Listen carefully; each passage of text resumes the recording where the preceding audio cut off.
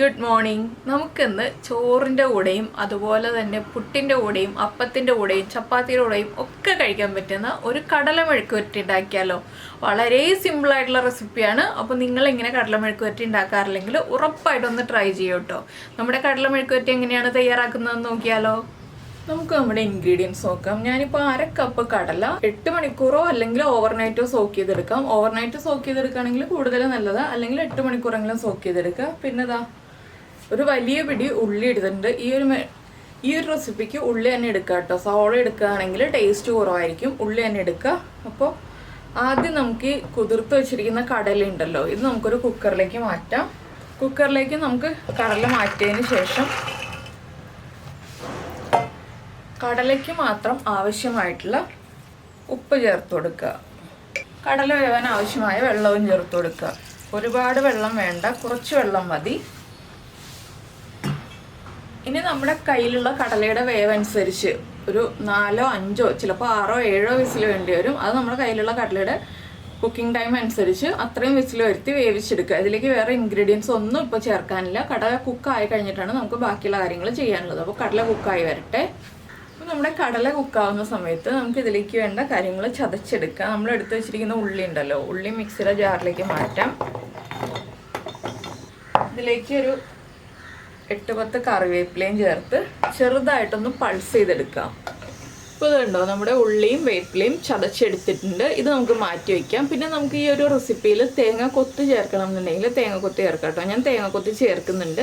തേങ്ങാക്കൊത്ത് ചേർക്കുമ്പോഴാണ് നമ്മുടെ മെഴുക്കുവരട്ടിക്ക് കൂടുതൽ ടേസ്റ്റ് ഉണ്ടാവും. ഒരു 1-2 റിങ് തേങ്ങാക്കൊത്ത് ചേർത്താൽ മതി. അപ്പോൾ നമുക്കിനി തേങ്ങ ഒന്ന് കൊത്തിയെടുക്കാം. ഇപ്പോൾ നമ്മൾ മെഴുക്കുവരട്ടി ഉണ്ടാക്കാനായിട്ട് ഒരു ചട്ടി വെച്ചിട്ടുണ്ട്. ചട്ടിയിലേക്ക് നമുക്ക് വെളിച്ചെണ്ണ ചേർക്കാം. വെളിച്ചെണ്ണയിൽ തന്നെ ഈ ഒരു റെസിപ്പി ചെയ്യാം കേട്ടോ. ഒരുപാട് വെളിച്ചെണ്ണ വേണ്ട. ഇനി വെളിച്ചെണ്ണ ഒന്ന് ചൂടായി വരട്ടെ. ഇപ്പോൾ നമ്മുടെ വെളിച്ചെണ്ണ ചൂടായിട്ടുണ്ട്. നമുക്ക് വെളിച്ചെണ്ണയിലേക്ക് ഒരു 1/2 ടീസ്പൂൺ കടുക് ചേർക്കാം. കടുക് പൊട്ടി വരട്ടെ.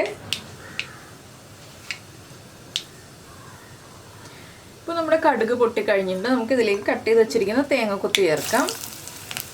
തേങ്ങക്കൊത്ത് വല്ലാണ്ട് ഡാർക്ക് കളറിൽ ഫ്രൈ ആവണ്ട, ഒന്ന് ലൈറ്റായിട്ട് ഫ്രൈ ആയി വന്നാൽ മതി കേട്ടോ.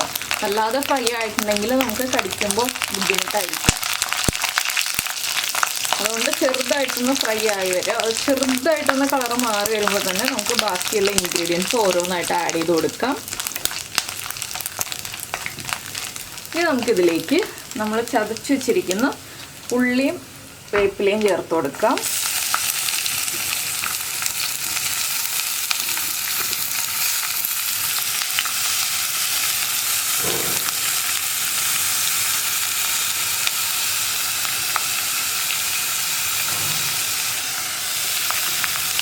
ഉള്ളിയും വേപ്പിലയും ചേർത്ത് ഒന്നുകൂടി ഒന്ന് വഴറ്റിയെടുക്കുക.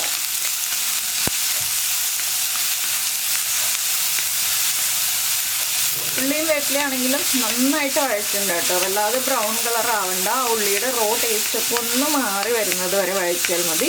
ഇപ്പോൾ നമ്മൾ കടലയുടെ ഉപ്പൊക്കെ ഒന്ന് ചെക്ക് ചെയ്യാം കേട്ടോ. ഉപ്പ് കുറവാണെങ്കിൽ ഇതിലേക്ക് ഉപ്പൊക്കെ ചേർത്ത് കൊടുക്കണം. ഞാൻ ഉപ്പ് ചേർക്കുന്നത് ലാസ്റ്റാണ്. എന്താണെന്ന് വെച്ചാൽ പൊടികളൊക്കെ ചേർത്തിട്ട് ഉപ്പ് ചേർക്കാമെന്ന് വെച്ചു. ഇപ്പോൾ നമ്മുടെ ഉള്ളിയും കറിവേപ്പിലയൊക്കെ ഒന്ന് കുക്കായി വന്നിട്ടുണ്ട്. ഇതിലേക്ക് നമുക്ക് മഞ്ഞൾപ്പൊടി ചേർക്കാം. നമ്മൾ കടല വേവിച്ചപ്പോൾ മഞ്ഞൾപ്പൊടി ചേർത്തില്ല, അതുകൊണ്ട് തന്നെ 1/2 ടീസ്പൂൺ മഞ്ഞൾപ്പൊടി. മഞ്ഞൾപ്പൊടിയുടെ റോ ടേസ്റ്റ് മാറി വരുന്നത് വരെ വീണ്ടും ഇളക്കി കൊടുക്കുക. ഇനി നമുക്കിതിലേക്ക് ചതച്ച് വെച്ചിരിക്കുന്ന മുളക് നമ്മുടെ എരിവനുസരിച്ച് ചേർക്കുക. ഞാനിപ്പോൾ ഒരു 3/4 ടീസ്പൂൺ മുളക് ചേർത്തിട്ടുണ്ട്. എരിവനുസരിച്ച് ചേർക്കാവുള്ളൂ കേട്ടോ. ഒരുപാട് മുളക് ചേർക്കരുത്.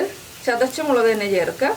ഇനി ഒരു 1/2 ടീസ്പൂൺ ഗരം മസാലപ്പൊടി, 1/4 ടീസ്പൂൺ പെരുംജീരകം പൊടിച്ചത്, നമ്മുടെ വലിയ ജീരകം പൊടിച്ചത്, ഇത്രയും ചേർത്ത് വീണ്ടും ഇളക്കി കൊടുക്കുക.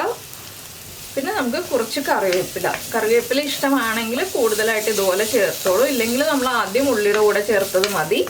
ഇനി നമ്മുടെ പൊടികളൊക്കെ കുക്കായി വരട്ടെ. ഇതിലേക്ക് ഇനി നമുക്ക് നമ്മൾ വേവിച്ച് വെച്ചിരിക്കുന്ന കടല ചേർത്ത് കൊടുക്കാം. കടല വെള്ളത്തോടു കൂടിയല്ല കേട്ടോ ഞാൻ ചേർക്കുന്നത്.